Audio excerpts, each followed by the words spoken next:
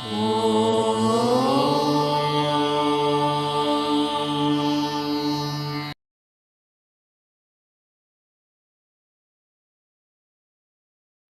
శ్రీ గురుభ్యో నమః. ఓం శ్రీ మాత్రే నమః.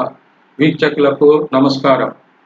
ఈ వీడియో నుండి కేపీ పద్ధతిన జ్యోతిషం క్లాసులు ప్రారంభిస్తున్నాను. ముందుగా నేను హైదరాబాద్లో ఒక ఆయన దగ్గర నేర్చుకున్నాను.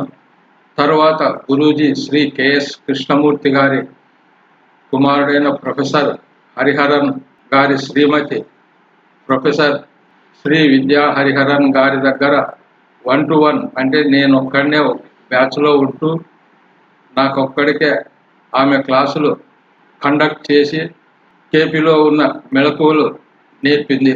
ముందుగా ఆమెకు నా నమస్కారాలు. ఈ వీడియో నుండి నేను అర్థం చేసుకున్నంత వరకు, నాకు తెలిసినంత వరకు వీడియోలు చేస్తాను. ఇంతకు ముందులాగే ఆదరించగలరని కోరుచున్నాను. అలాగే మీ బర్త్ డీటెయిల్స్ అనగా పుట్టుక వివరాలు, జన్మ వివరాలు కామెంట్లలో దయచేసి ఉంచవద్దండి.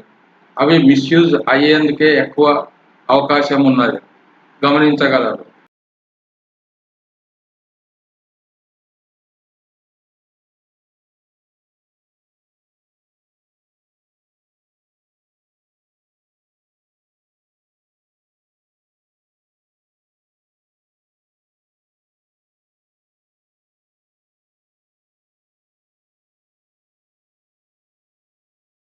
ముందుగా సంప్రదాయ జ్యోతిష్యమునకు కేపీ జ్యోతిష్యమునకు గల సారూప్యతను తెలుసుకుందాం.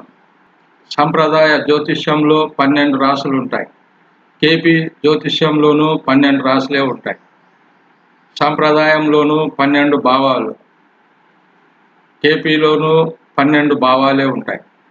నవగ్రహాలు సంప్రదాయంలోనూ నవగ్రహాలే, కేపీలోనూ నవగ్రహాలే. భావ కారకత్వాలు, రాశి కారకత్వాలు సంప్రదాయంలోనూ కేపీలోనూ ఒకటే. కుజుడు, గురువు, శని ప్రత్యేక దృష్టులు సంప్రదాయంలోనూ ఉన్నాయి, కేపీలోనూ పరిగణనలోకి తీసుకుంటారు.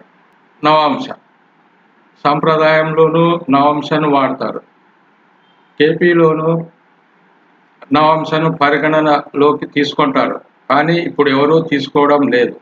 వింశోత్తరి దశ సంప్రదాయంలోనూ వాడతారు, కేపీలోనూ వింశోత్తరి దశనే ఉపయోగిస్తారు.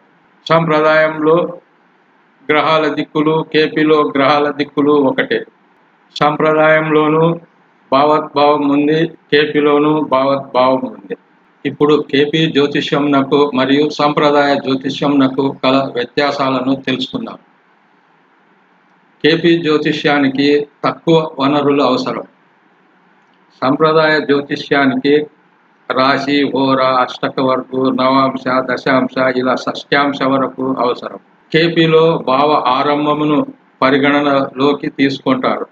దీనినే ప్లాసిడస్ పద్ధతి అని కూడా అంటారు. సంప్రదాయంలో భావ మధ్యమును పరిగణనలోకి తీసుకుంటారు. కేపీలో భావాలన్నీ సమానంగా ఉండవు, ఒక్కో రాశిలో 2 భావాలు కూడా ఉంటాయి. సంప్రదాయ జ్యోతిష్యంలో అన్ని భావాలు సమానంగా ఉంటాయి. కేపీ భావాధిపతికి ప్రాముఖ్యత లేదు, సంప్రదాయంలో భావాధిపతికి ప్రాముఖ్యత ఉంటుంది. కేపీ అయనాంశనే వాడతారు. సంప్రదాయంలో లాహిరి, బివి రామన్, చిత్రపక్ష లాంటివి వాడతారు. కేపీలో భావస్ఫుటము స్పష్టంగా ఉంటుంది, ఇందులో లేదు. కేపీలో సబ్లార్డ్ లేదా ఉప నక్షత్రాధిపతి విభజన అతి ప్రాముఖ్యమైనది మరియు ఖచ్చితమైన ఫలితాలు చెప్పేందుకు దోహదకారి.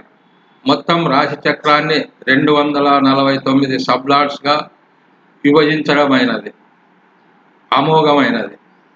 సాంప్రదాయంలో లేదు. భావ కారకాలు మరియు గ్రహ కారకాలు స్పష్టంగా కనుక్కోవడం అనగా సిగ్నిఫికేటర్స్ను కనుక్కోవడం అనే పద్ధతి ఉంది.